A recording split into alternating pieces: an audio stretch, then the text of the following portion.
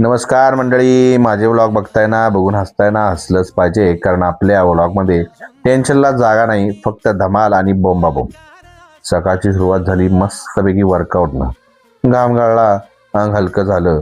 त्यानंतर जरा इंस्टाग्रामच्या अल्गोरिदमवर अँटिक चर्चा झाली. आता व्हिडिओ आपण जीव तोडून बनवायचं आणि अल्गोरिदम म्हणायचा थांबा जरा. म्हटलं आज तुझी पण थोडी शाळा घेतो. त्यानंतर थेट YC कॉलेज गाठलं. आज ऋग्वेदचं फायनल ॲडमिशन झालं.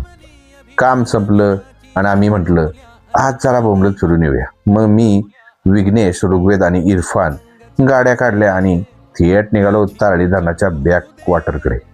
तब्बल 40 वर्षापासून पाण्याखाली असलेल्या सावेघर गावाचे अवशेष बघायची लई दिवसाची इच्छा होती. मग काय, मध्ये नागठाण्यात काहीतरी खायचं प्लॅन केला. मग उपवास असल्यामुळे काहीच मिळालं नाही. म्हटलं देव पावो अगर न पावो, उपवास मोडायचा नाही. मग खायचा प्लॅन तिथंच गार पडला.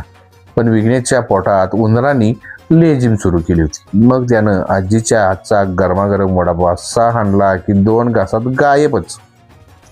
तिथून आम्ही पोचलो तारळी धरणाच्या बॅकवॉटरला. गाड्या लावल्या.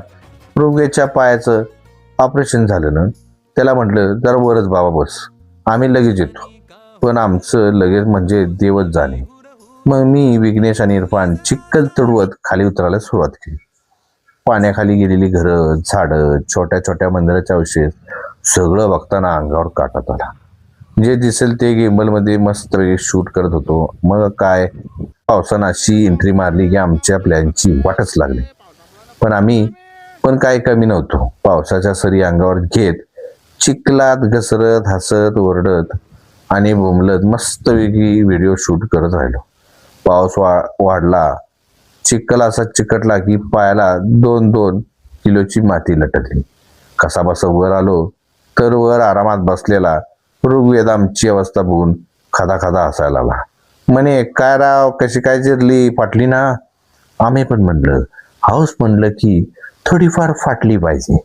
मग धरणाजवळ हॉटेलमध्ये जाऊन मस्तपैकी कडक चहा मारला. पाऊस, थंडी आणि गरमागरम चहा. काय कॉम्बिनेशन होतं. तिथून निघून साताराच्या दिशेने निघालो. वाटेत क्लायमेट एवढं भारी झालं की पुन्हा ऍक्शन कॅमेरा बाहेर काढला आणि पवन चक्कीचे मस्त सिनेमॅटिक शॉट घेतले. त्या प्रवासात पावसानं आम्हाला पूर्ण भिजवलं, चिखलात लोळवलं, पण आठवणी मात्र भारीच देऊन गेला. आणि शेवटी सुखरूप घरी पोचलो. तर म्हणजे याचा व्लॉग कसा वाटला ते कमेंटमध्ये नक्की सांगा. आवडला असेल तर लाईक करा, शेअर करा आणि कधीतरी आमची स्टोरी पण टाका. तुमचा एक शेअर आम्हाला अजून जोमाने व्हिडिओ बनायचे